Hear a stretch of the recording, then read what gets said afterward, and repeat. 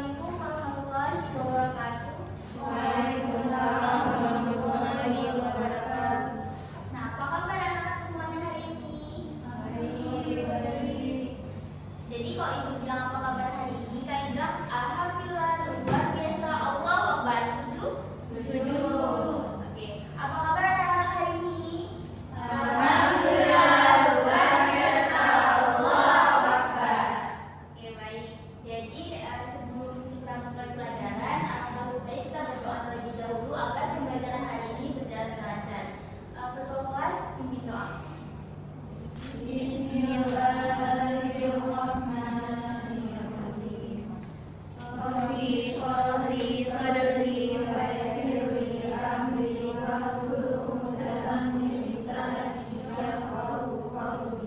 Rabbi zidni ilman warzuqni fahman. Raditu billahi rabba wa bil islami dinan wa bi Muhammadin nabiyyan wa rasulah. Nah, jadi kita hadir semua. Ibu absen terlebih dahulu ya. Vina, Saya Bu. Aisyah, dan Bu Cibulen, hadir Bu. Siti Sahara, hadir. Nah, berarti kalian sudah hadir semua ya, Egi. Kita kemarin sudah membahas tentang kerajinan.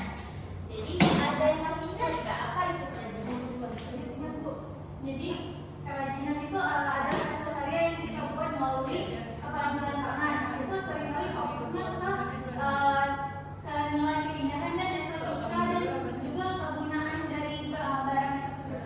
Ya, bagus sekali Cibulen. Nah, jadi berarti kalian masih ingat ya tentang pembelajaran kita minggu lalu. Jadi kerajinan itu ialah keterampilan tangan yang bertujuan untuk meningkatkan nilai estetika dan nilai jual dari suatu produk yang kita hasilkan tersebut. Nah, jadi hari ini Ibu akan memberikan materi tentang ide dan peluang usaha dari kerajinan limbah berbentuk bangun datar. Nah, kerajinan limbah berbentuk bangun datar ini adalah kerajinan yang memanfaatkan limbah yang awalnya datar kemudian memberikan bentuk dua dimensi sehingga memiliki nilai jual dan juga keindahan dan estetika. Kerajinan limbah ini merupakan salah satu bentuk upaya kreatif kita untuk membuat lingkungan kita itu menjadi bersih dari limbah sehingga kita bisa memproduksi kerajinan yang dapat memanfaatkan limbah-limbah yang tidak terpakai gitu.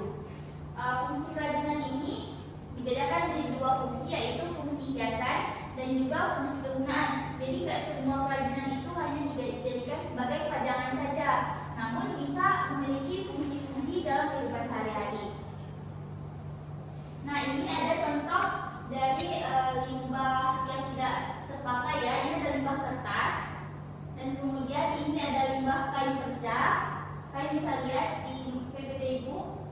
Dan juga ini ada limbah kardus yang dapat kita olah menjadi sebuah kerajinan yang bernilai jual. Nah, jadi sebelum kita menentukan nih kita akan buat apa dalam membuat kerajinan itu, kita harus mengetahui nih ide-ide apa yang kita cantumkan tersebut. Nggak bisa kita membuat kerajinan tanpa mengetahui target pasar terlebih dahulu, karena itu sangat penting. Sehingga kalau misalkan kita di kalangan ibu-ibu, kita nggak bisa dong buat yang kerajinan hiasan anak-anak, sehingga itu tidak akan diminati oleh ibu-ibu tersebut. Ini ada contoh kerajinan dari limbah kertas ya. Jadi kira-kira contoh kerajinan ini cocok untuk kalangan ibu-ibu apa anak-anak? Anak-anak. Ya, benar sekali, ini untuk anak-anak ya, karena tujuannya sebagai tempat pensil.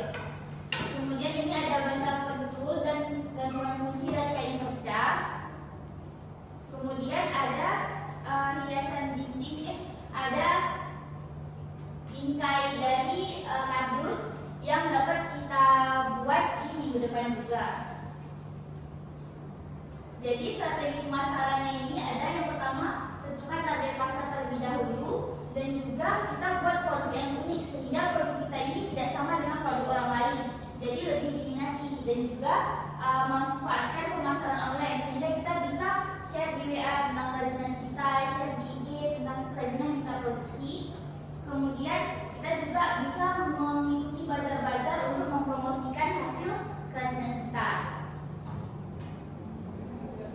Jadi mungkin dari anak-anak pernah membuat kerajinan?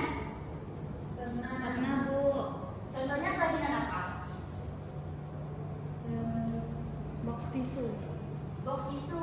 Ya, itu juga bisa kita gunakan dalam kehidupan sehari-hari ya. Bagus sekali Cahaya. Nah, kemudian jadi dari pemaparan Ibu tadi, ada yang ingin bertanya tentang kerajinan limbah berbentuk bangun datar ini? Saya Bu. Silakan Aisyah. Kira-kira limbah plastik bisa nggak Bu?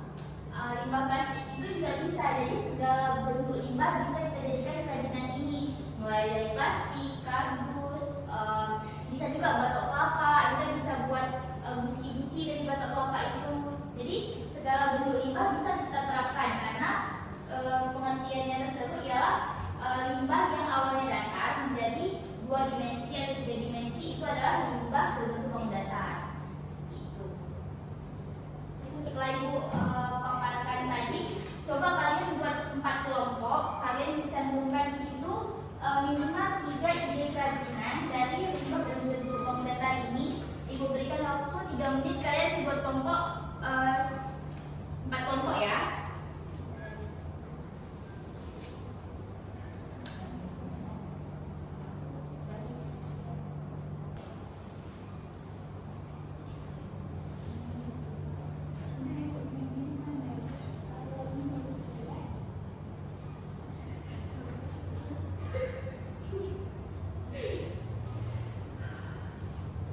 Aisyah buat apa?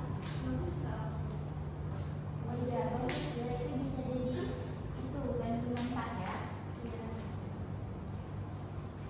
Nah, jadi kalian sudah membuat ya ide-idenya untuk kita praktikkan di minggu depan. Ibu minta salah satu kalian untuk membentukkan presentasi hasil kerja kalian tadi.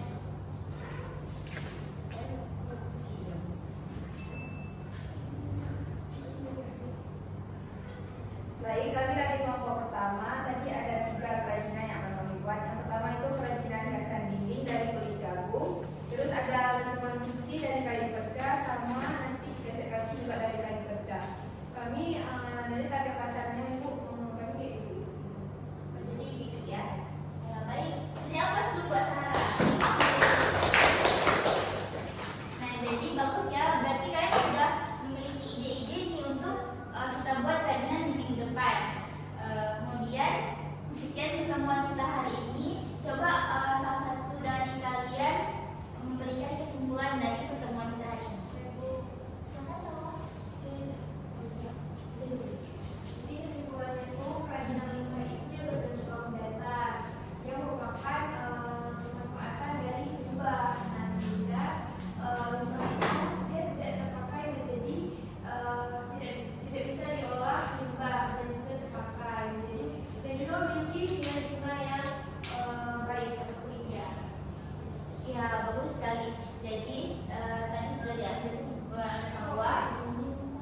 Diminta kalian untuk survei limbah-limbah apa yang ada di sekitar rumah kalian, sehingga besok minggu depan kita akan mempraktikkan dari limbah-limbah tersebut. Dan tidak boleh dibeli ya. Jadi kalian limbahnya itu memang harus dicari di sekitar kalian. Itu kalau ketahuan dibeli, ibu akan kurang dinilai ya. Jadi sebelum kita tutup, mari kita membaca doa kafaratul majelis terlebih dahulu. Doa kelas, doa. Bismillahirrahmanirrahim. Subhanakallahumma wa bihamdika asyhadu an la ilaha illa anta astaghfiruka wa atubu ilaik. Baik, terima kasih atas perhatiannya anak semua. Semoga besok lebih semangat lagi dalam belajarnya. Ibu tutup. Assalamualaikum warahmatullahi wabarakatuh. Waalaikumsalam warahmatullahi